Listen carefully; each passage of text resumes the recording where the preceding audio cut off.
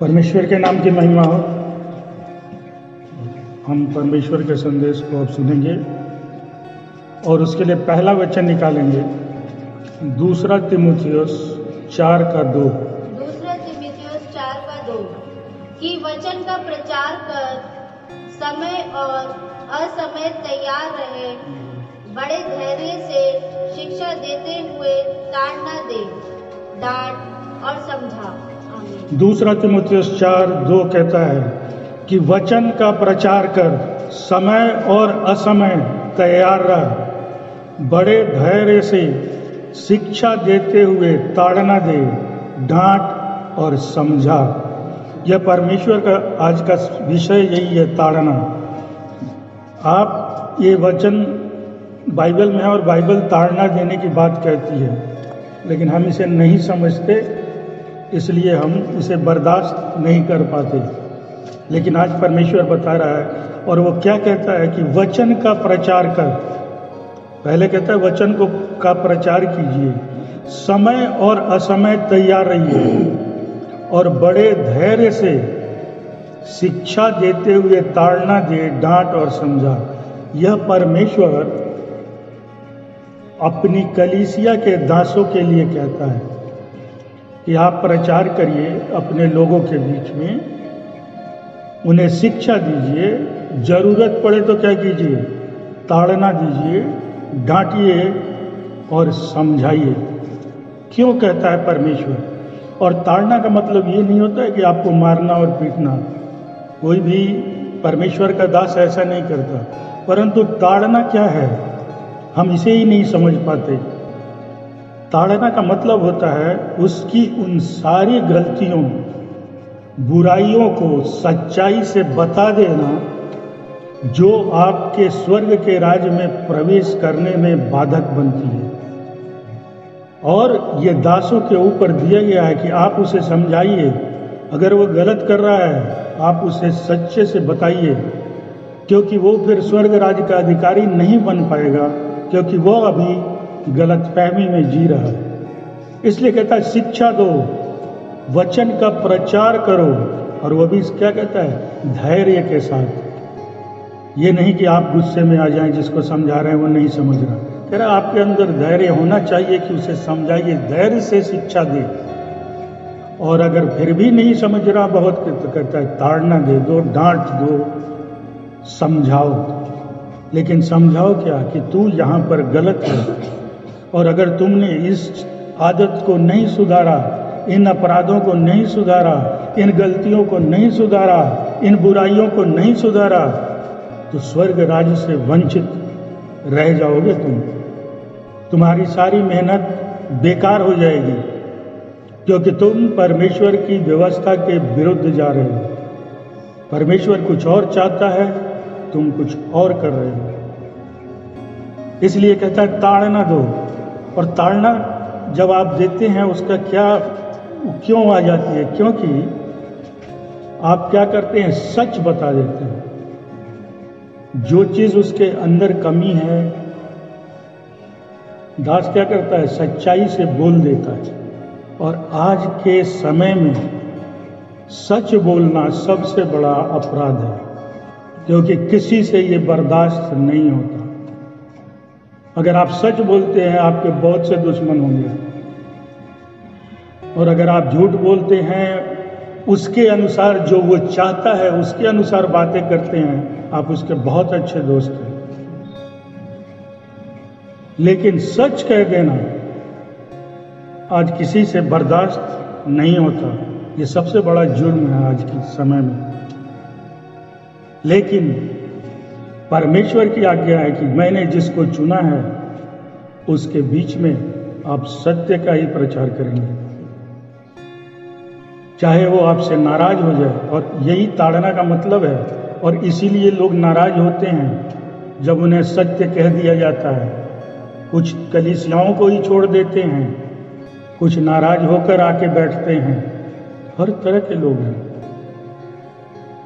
लेकिन दिक्कत क्या है कि परमेश्वर की आज्ञा है कि आपको सत्य कहना है, तो उसके दास सत्य कहते हैं। अब हम बर्दाश्त कर पाए ना कर पाए वो अलग बात है, हम अपने को सुधार पाए ना सुधार पाए वो अलग बात है। यही ताड़ना का मतलब है। उसको केवल सच कह दीजिए, देखिए मारने पीटने की कोई जरूरत नहीं है। सच्चाई से बोल दीजिए कि तुम्हारे अंदर क्या कमी है, क्या बुराइयां हैं। वो बात उसे ऐसे चुभेगी कि वो नाराज भी हो सकता है।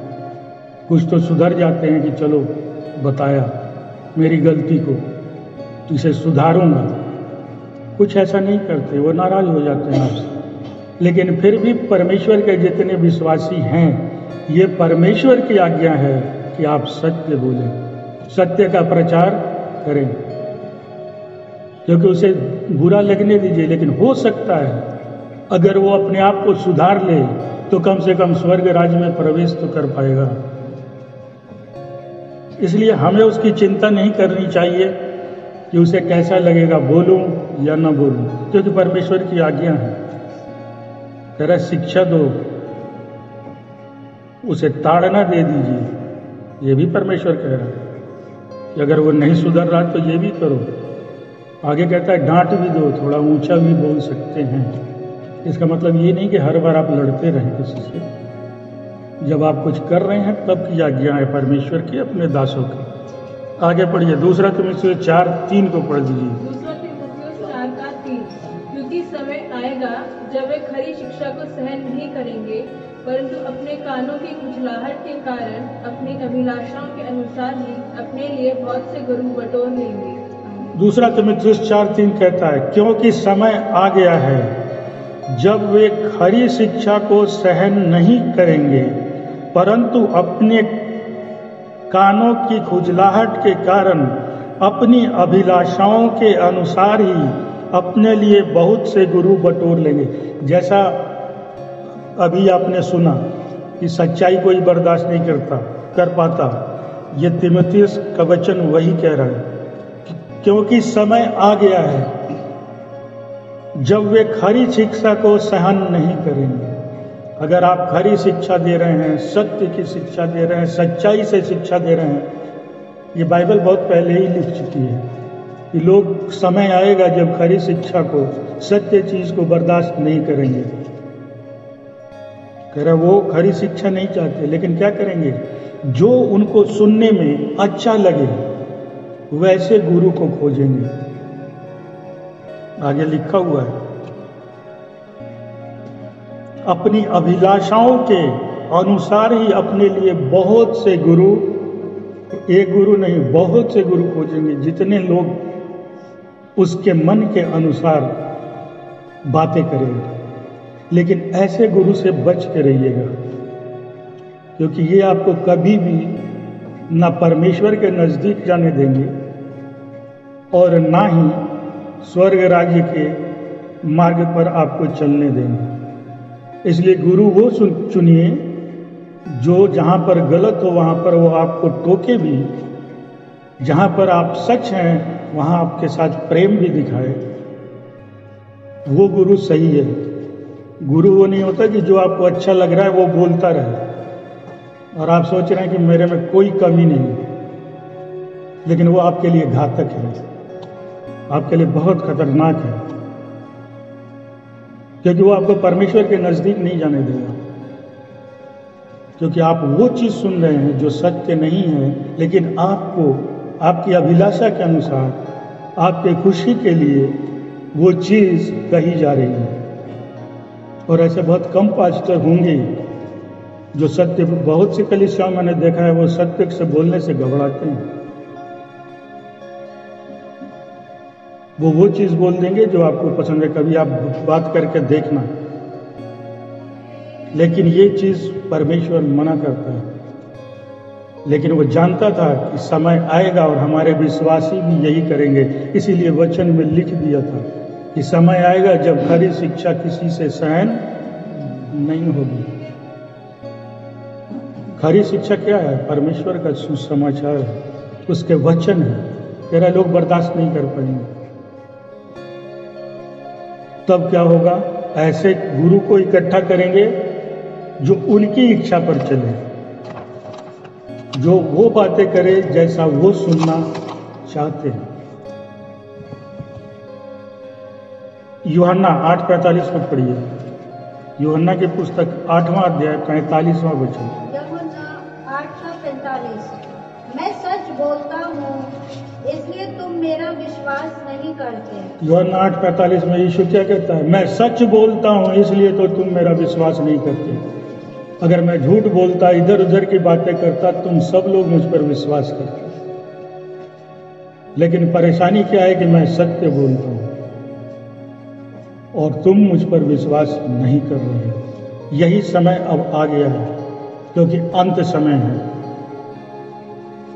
इसलिए हम उस गुरु को खोजते हैं जो हमारे अनुसार कहे।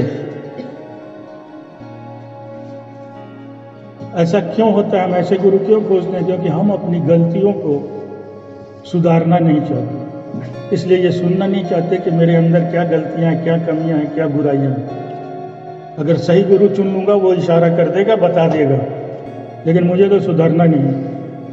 तो ऐसे गुरु को खोजूं जो उस पर ध्यान ही न दे, उसके बारे में कोई चर्चा ही न करे और मैं जैसा हूं वैसा रहूं। लेकिन जब तक आप, परमेश्वर क्या चाहता है कि आप अपने आप को सुधारें, और जब सुधारिएगा तभी परमेश्वर के नजदीक आप जाइएगा।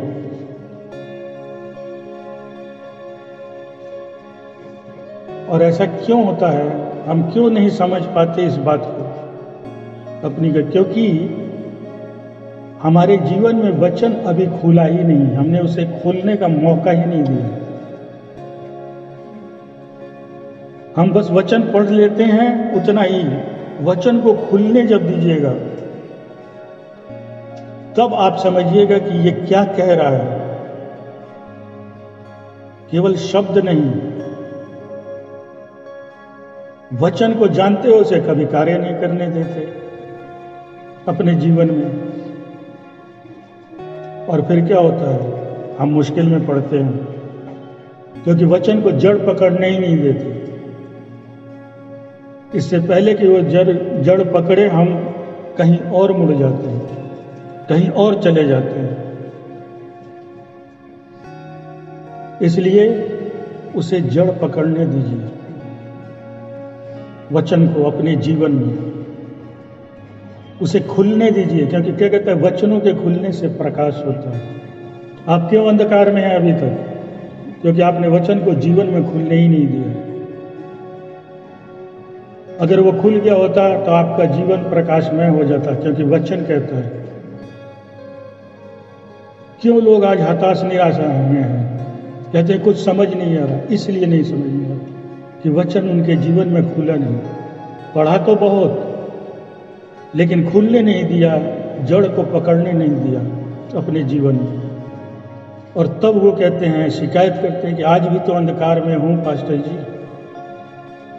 उसका सीधा एक ही उपाय है, वचन को खुलने दीजिए, आपके अंदर प्रकाश भर जाएगा।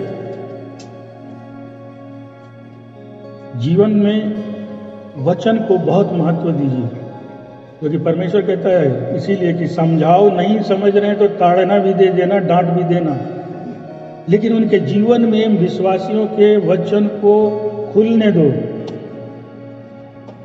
वो प्रयास हमें करना है कि वो खुले, तब आपका जीवन प्रकाश में होगा। और नहीं खुलता, हम अनजाने में कहाँ हैं हमें पता ही नहीं। वो हम अनजाने में हैं क्योंकि हम ध्यान नहीं दिए, ना ही दास की बातों पर ध्यान दिए, ना ही वचनों पर ध्यान दिए, ना परमेश्वर की व्यवस्था पर ध्यान दिए। तो हमें नहीं पता कि हम किस दिशा में और कहाँ जा रहे हैं, और इसीलिए हम अभी तक सुधार नहीं पाए अपने आप को, क्योंकि हमें नहीं पता। देखिए, मैं एक छोटी सी कहानी सुना के आगे बढ़ता हूँ। एक छोटी सी बच्ची थी। एक बार वो घूम रही थी किसी मेले ओले में, तो उसे एक मोती की माला बहुत पसंद आई, और लड़की को इतनी पसंद आई, छोटी बच्ची थी, कि वो उसे पाने के लिए बेचैन हो गई और उसने बहुत जिद करके अपनी माँ से खरीदवा लिया और उसके बाद रात दिन वो उसे पहनकर आईने में अपने को देखती थी, उसे संभाल कर रखती थी और इस तरह दिन बीतते थे। और उस बच्ची की एक आदत थी कि रात को सोते समय उसका पिता उससे मिलने जरूर आता था और तब वो उससे जब बातें कर लेती थी अपने पिता से तब सो जाती थी। एक दिन उसका जब पिता आया उसने बच्ची से कहा कि तुम मुझसे प्रेम करती हो? बच्ची ने उत्तर दिया, पिताजी ये कोई पूछने की बात है, आप तो जानते हैं।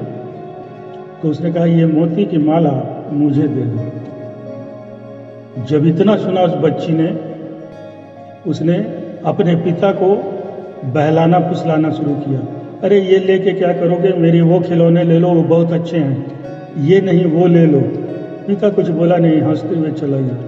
दूसरे दिन पिता फिर आया, फिर उसने यही सवाल किया, तुम मुझसे प्रेम करती हो? उसने कहा हाँ। उसने कहा ये माला मुझे दे दो। बच्ची ने फिर उसे वो ले लो ये ले लो करके नहीं दिया। इस तरह एक हफ्ते बीत गए। एक दिन जब पिता उसके कमरे में आया तो देखा बच्ची बैठ के रो रही है। वो घबरा गया कि तबीयत कुछ बिगड़ गई, क्या हुआ? तो उसने बोला क्यों रो रही है? मेरा पिताजी आपने रोज मेरे से ये मांगते हो, मैं मना कर देती हूँ, आज आपको दे ही देती हूँ। लेकिन उससे वो बच्ची दुखी थी कि पिता को दे दूंगी तो वो रो रही थी, क्योंकि उस माला से उसको बहुत प्रेम था। और उसने वो माला अपने गले से निकालकर अपने पिता के हाथ में रख दी। जब पिता के हाथ में उसने वो माला रख दी तो पिता ने क्या किया, अपनी जेब से असली मोती की माला निकालकर उस बच्ची को दे दी। उसने कहा ये नकली मोती थी, मैं तुझे असली देने के लिए कब से ये माला मांग रहा था कि मुझे वापस कर दो, तू देती नहीं थी। तू इस नकली मोती की माला पे ही खुश थी, और देख मैं तेरे लिए असली मोती की माला लाया। लेकिन क्या था, तुमने ये उतार नहीं रही थी नकली मोती की माला, तो असली के लिए जगह नहीं था, तुम पहनती कहाँ जब तक इसको उतारोगे नहीं। बच्ची बहुत खुश हुई और वो असली मोती की माला उसके पिता ने उसको दी। यही आज विश्वासी कर रहे हैं, एक एक नकली मोती की माला से अपने जीवन को सजाए, बड़े घमंड और अहंकार के साथ घूम रहे हैं। परमेश्वर असली मोती की चीज देना चाहता है, हमारे पास जगह नहीं है, क्योंकि जब तक हम उसको उतार कर नहीं फेंकेंगे नकली चीजों को, तब तक असली चीज रखेंगे कहाँ। ठीक उस बच्ची की तरह हम भी कर रहे हैं आज के विश्वासी। क्रोध, ईर्ष्या, जलन, नफरत, एक एक नकली मोती की, सब नकली मोती की मालाएं। परमेश्वर प्रेम देना चाहता है, परमेश्वर आशीष देना चाहता है, लेकिन हम भरे पड़े हैं नकली चीजों से। परमेश्वर दे नहीं पा रहा। जब तक आप उसको उतार के अपने जीवन से नहीं फेंकिएगा नकली चीजों को, असली चीज परमेश्वर पिता नहीं दे पा रहा है। देना चाहता है, लेकिन हम उस बच्चे की तरह। इसलिए आप सही चीज को समझिए। और इसके ये क्यों ऐसी गलती हम कर रहे हैं, क्योंकि हम वचनों को खुलने नहीं दे रहे। ताड़ना मिलती है कि समझाने के लिए, तो हम नाराज होते हैं। लेकिन परमेश्वर चाहता है कि आप किसी तरह समझें कि वो जो योजना आपके लिए बनाई है उसको पूरा कर सके। लेकिन गलती हम कर रहे हैं, उसकी योजना को पूरा होने नहीं दे रहे। इसलिए जीवन से नकली चीजों को निकालिए। वो कुछ समय के लिए अच्छी लगती है। क्या होता उस बच्ची की उस नकली मोती की माला का, कुछ दिन में उसके रंग उतरने लगते, वो नकली मोती थी। असली चीजों पर ध्यान दीजिए। संसार में बहुत चीजें नकली हैं, उसके में मत भटकिए। परमेश्वर का वचन असली है, परमेश्वर है आपके साथ। उस वचन को पाने की कोशिश कीजिए। आइए भजन संगीतन के लिए 119 का 127, 119 का 127। भजन संहिता 119 का 127। इसलिए मैं तेरी आज्ञाओं को सोने से वरन कुंदन से भी बढ़कर प्रिय जानता हूँ। भजन संगीता 119 से 127 का कहता है, इसलिए मैं तेरी आज्ञाओं को सोने से वरन कुंदन से भी बढ़कर प्रिय जानता हूँ। कह रहा जो तू आज्ञा देता है परमेश्वर, मैं उसे सोने और कुंदन से भी बढ़कर मानता हूँ। सोना चांदी उसके सामने कुछ नहीं है मेरे लिए। तेरी आज्ञा ही सब कुछ है मेरे लिए, वो ही मेरे लिए बहुमूल्य है। लेकिन आज उल्टा होता है, बड़ों को तो छोड़िए, छोटों को अगर कुछ समझा दीजिए, कुछ आज्ञा दे दीजिए, वो नाराज हो जाता है अपने माता पिता से, तुरंत उसे गुस्सा आ जाएगा। यहां पर वो कह रहा है कि प्रभु जो तू कहता है वो आज्ञा ही तो सब कुछ है मेरे लिए कि मैं सुधरूं। लेकिन आजकल किसी को समझा दीजिए वो मानने को तैयार नहीं है। और खासकर आजकल नौजवानों में ये प्रवृत्ति बढ़ती जा रही है। पहले के जमाने में तो माँ पिता जो कह देते थे किसी के बोलने की हिम्मत नहीं होती थी। आजकल तो सीधा उल्टा जवाब आता है, तो हम भी छोड़ देते हैं। लेकिन आपको छोड़ना नहीं है। परमेश्वर कहता है टालना दे डांट, लेकिन उन्हें सुधार। हम भी कहते हैं कौन अब पड़े इसके चक्कर में, नाराज हो जाता है बार बार। कुछ नाराज होकर घर से भाग जाते हैं 2 दिन 4 दिन के लिए, तो छोड़ो इस मुश्किल में नहीं पड़े। लेकिन आपको समझाना है कि वो सुधरे, नहीं तो उसका नतीजा आपको बाद में भुगतना पड़ेगा। इसलिए सुधारने का प्रयास जरूर करिए, क्योंकि कई बार ऐसा होता है कि या तो हम भी नहीं सुधारना चाहते, ना बच्चों को सुधारना चाहते। लेकिन अगर मौका मिले तो पड़ोसी को सुधारने के लिए बड़े लंबे चौड़े भाषण दे देते हैं। हम उसे खूब समझाएंगे, पर अपने आप को नहीं सुधारेंगे कि मैं तो जैसा हूं ठीक हूं। इससे भी बचिए। पहले अपने आप को देखिए कि हम क्या परमेश्वर के मार्ग पर हैं। क्या वचन को जड़ पकड़ने दिया? क्या वचन मेरे जीवन में खुला है? उसके प्रकाश से मेरा जीवन अंधकार में तो नहीं है।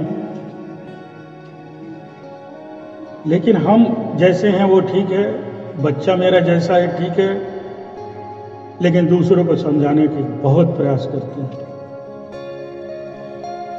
वचन क्या कहता है? नीति वचन 16:2। नीति वचन 16 का 2। मनुष्य का सारा चाल चलन उसकी अपनी दृष्टि में पवित्र होता है, परंतु यहोवा मन को तोड़ता है। नीति वचन 16:2 कहता है, मनुष्य का सारा चाल चलन उसकी अपनी दृष्टि में पवित्र होता है, परंतु यहोवा मन को तोलता है। हर मनुष्य जानता है कि मैं तो सही हूं, जैसा कि अभी मैंने कहा कि हम नहीं सुधरना चाहते, दूसरे को सुधारेंगे। वो कह रहा है वो जान रहा है कि मैं मनुष्य सब जानते हैं मैं एकदम सही हूं, लेकिन कह रहा है लेकिन तुम्हारा परमेश्वर जो है, जो यहोवा है, वो तो मन को तौलता है। फिर कहां आप अगर अपनी दृष्टि में पवित्र भी हैं, यहोवा तो तौल कर बता देगा कि कितने पवित्र हैं, कितने सत्य हैं, कितनी सच्चाई में हैं, कितनी गहराई में हैं, वो तौल लेगा। यही वचन यहाँ कहता है कि सब मनुष्य की आज वही आदत है कि मैं तो सही हूं, सामने वाला गलत है। लेकिन कहता है लेकिन तुम्हारा जो ईश्वर है उसके बारे में तुम्हें नहीं पता, वो मन को तौलने वाला है। सबसे तो बच के निकल जाओगे, उससे नहीं बच पाओगे, क्योंकि वो जब तौलेगा तो पूरी चीज तौल देगा। इसलिए कोशिश करना है कि जब परमेश्वर मन को तौले तो हम खरे निकले। ये नहीं कि अपने से बोलते गए कि मैं तो बस बहुत पवित्र हूँ, बहुत सत्य पर चलने वाला हूँ, बहुत, उसका कोई फायदा आपको नहीं होगा। और यही कारण है कि हम जब इस गलतफहमी में पड़ जाते हैं कि हम एकदम सही हैं, उसी में गलतियां कर जाते हैं। एक आदमी नशे में नाव चला रहा था पानी में, इस पार से उस पार जाना था। वो बेचारा रात भर चलाता रहा, बहुत मेहनत की, और जब सुबह उठा तो देखा जहां पर था वहीं पर है, क्योंकि नशे में उसे पता ही नहीं था कि उसने कहाँ चलाया, कहाँ से घुमाया, फिर वहीं पर पहुंच गया जहां से चला था। आज विश्वासी भी जहां से चले थे वहीं पर क्यों हैं? आगे क्यों नहीं बढ़ पाए? बहुत से विश्वासी हैं जो आगे नहीं बढ़ पाए, जहां पर से शुरुआत की थी आज भी वहीं पर खड़े हैं। क्योंकि हमें नशा है कि हम बहुत पवित्रवान हैं, बहुत सत्य पर चलने वाले हैं, परमेश्वर के बहुत बड़े हैं। ये गलत फहमी को मत पालिए, सच में कीजिए वो काम, सच में परमेश्वर की व्यवस्था पर चलिए, सच में उसके वचन पर विश्वास कीजिए। नहीं तो जहां पर हैं वहीं पर रह जाएंगे और लगेगा कि बहुत दूर निकल गए परमेश्वर में, लेकिन हम एक कदम भी नहीं बढ़ पाए। क्यों? क्योंकि अभी अपने आप को बहुत दूर रखा है परमेश्वर से, और फिर हम क्या कहते हैं, मिलता नहीं। देखिए, बहुत सी चीज ऐसी है जिसके नजदीक आप चले जाए ना तो आपको वो अपने आप मिल जाएगा। जैसे कहीं आग जल रही हो, ठंड का मौसम हो, आप उस आग के नजदीक चले जाएं तो उसकी गर्माहट आपको खुद मिलने लगेगी।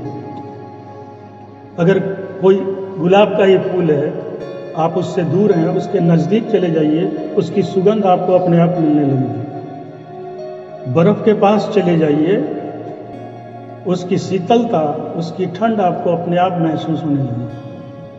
आपको उससे बोलने की जरूरत नहीं है आग से कि जरा मुझे गर्मी देना। आप बस उसके नजदीक गए, आपको वो चीज मिल जाती है, प्राप्त हो जाती है। उसी तरह अगर आप परमेश्वर के निकट चले गए ना तो आपको बिना मांगे सब कुछ मिल सकता है। लेकिन हम परमेश्वर से इतनी दूर हैं, मांगने की भी जरूरत नहीं है। आप परमेश्वर के निकट जाइए और वो आपको सारी चीज दे देगा, क्योंकि वो मन को तौलने वाला परमेश्वर है। लेकिन हमने दूरी बना रखी है परमेश्वर से और कहते हैं कुछ मिलता ही नहीं, कुछ प्राप्त ही नहीं होता। आप उसके नजदीक आने का प्रयास करिए। उससे प्रयास कैसे करेंगे आप परमेश्वर के नजदीक? परमेश्वर को किसी ने देखा नहीं, आप उसके वचन के नजदीक बने, उसे अपने जीवन में मौका दीजिए खुलने का, ज्यादा से ज्यादा वचनों को समझने का। आप परमेश्वर, जैसे जैसे वचन आपके जीवन में खुलते जाएगा, आप परमेश्वर से नजदीक होते जाएंगे और वो सारी चीजें आपको मिलने लगेगी। आपको बोलना भी नहीं पड़ेगा, क्योंकि परमेश्वर जानता है। लेकिन हम आग से दूर खड़े हैं, कह रहे हैं गर्मी लग नहीं रही, ठंड लग रही है। उसके नजदीक तो जाइए, आपको बिना कहे उसकी गर्माहट मिलने लगेगी आपके शरीर को। उसी तरह परमेश्वर के नजदीक जाइए और सब कुछ मिलेगा। और उसका बस एक ही उपाय है, एक ही रास्ता है, वचन को ध्यान दीजिए। अगर आपको वचन समझाने के लिए ताड़ना भी कोई दे रहा है, बर्दाश्त कीजिए। लेकिन हाँ, समझिए उस बात को कि ये मेरे लिए कर रहा है, ताकि मैं समझ सकूं, परमेश्वर के और निकट जा सकूं। और तब वो सारी चीजें मेरे जीवन में भी परमेश्वर पूरी कर देगा जो बाकियों के जीवन में करता है। लेकिन हम दूरी बना के रखे हैं, नकारात्मक चीजों को मत सोचिए। बार बार रोने वाले, बहुत लोगों की आदत है रोते रहने की, विश्वासी होकर भी, अरे ये नहीं वो नहीं। लेकिन आपको याद होगा जब यीशु एक लड़की जो मर गई थी उसको जिलाने गया, वहां बहुत से लोग रो रहे थे। यीशु ने क्या किया, जितने रो रहे थे उनको कहा बाहर जाओ, उन्हें बाहर निकाल दिया उसने।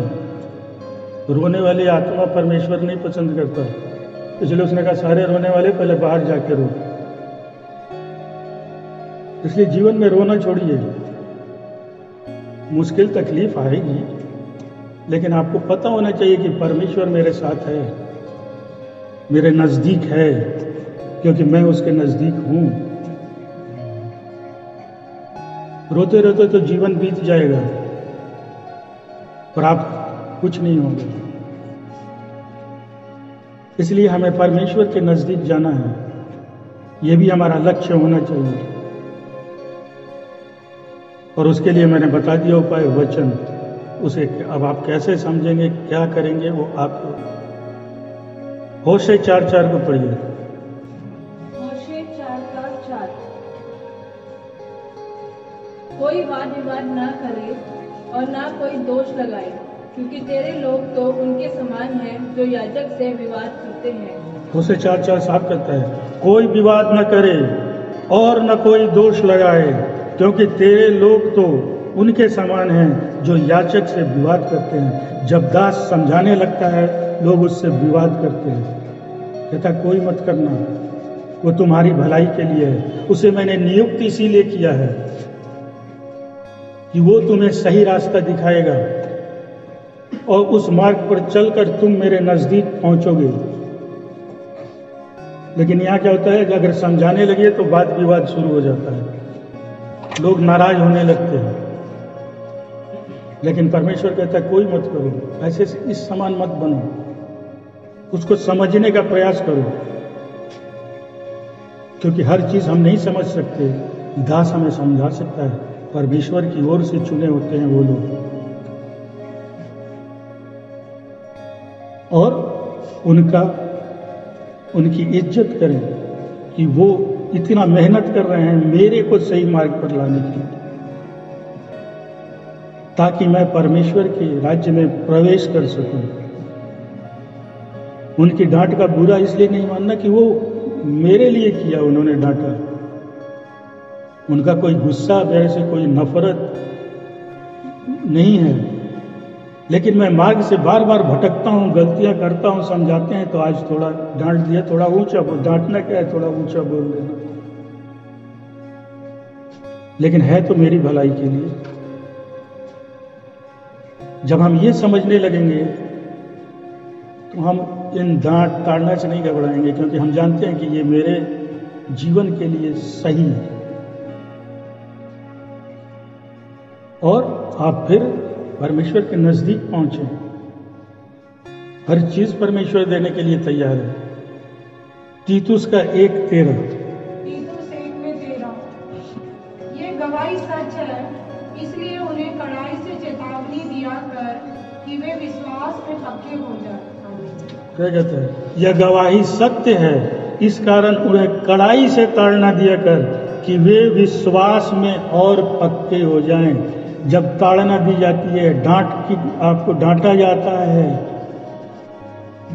तो क्या कह रहा है, उससे आप विश्वास में और पक्के होते हैं। लेकिन यहाँ उल्टा हो जाता है, हम विश्वास से और निकल लेते हैं कि मुझे डांट दिया, मुझे ऊंचा बोल दिया। लेकिन परमेश्वर का वचन कहता है कि उसको कड़ाई से डांटो, हल्के से नहीं।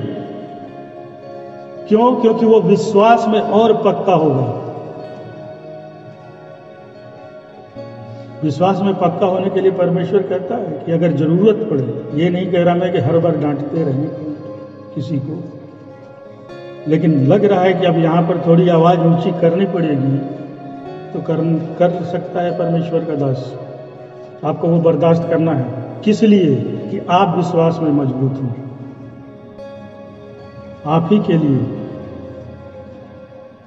आपकी गलतियां बता रहा है, आप नाराज ना हो। बल्कि एक जगह मैं पढ़ रहा था, एक व्यक्ति ने लिखा, मैं नाम भूल गया हूं, कि ऐसे दोस्त जो तुम्हारी गलतियां और कमजोरी बताते हैं, ऐसे लोग उनको अपना दोस्त बना लो, क्योंकि वो मुफ्त में तुम्हारी सारी गलतियों को सुधार देंगे। एक पैसे का खर्चा नहीं आएगा, वो बताता रहेगा, आप सुधारते रहिए अपने आप को। लेकिन हम नाराज होते हैं। लेकिन यहाँ पर वचन कहता है कड़ाई से ताड़ना देना, ताकि वो विश्वास में पक्के हों। वो हमारे लिए है। परमेश्वर सब चाहता है कि हम शिक्षा सही लें, और उसके लिए उसने अपनी कलीसिया, अपने दास, सब कुछ तो किए हैं। हम उसमें आते भी हैं, लेकिन वो शिक्षा ग्रहण करने से इनकार कर देते हैं। आके चले जाना है, ये वही है कि हम नशे में नाव चला रहे हैं। जहां थे, जहां से शुरुआत की थी, इतने साल गुजर जाने के बाद भी बहुत से लोग वहीं के वहीं खड़े हैं, क्योंकि उन्होंने ताड़ना बर्दाश्त नहीं की। लेकिन परमेश्वर कहता है कड़ाई से दे देना, क्योंकि वो हर एक को बचाना चाहता है कि ये सही समझेगा, सत्य को समझेगा, और सत्य इसे आजाद करेगा। इसलिए वचनों को सही से समझिए, फिर उस पर गौर कीजिए और अपने जीवन में अपनाइए। इससे लाभ आपका है। परमेश्वर आपके लाभ के लिए ये सब करने को अपने दास को कहता है। प्रभु सबको आशीष दे।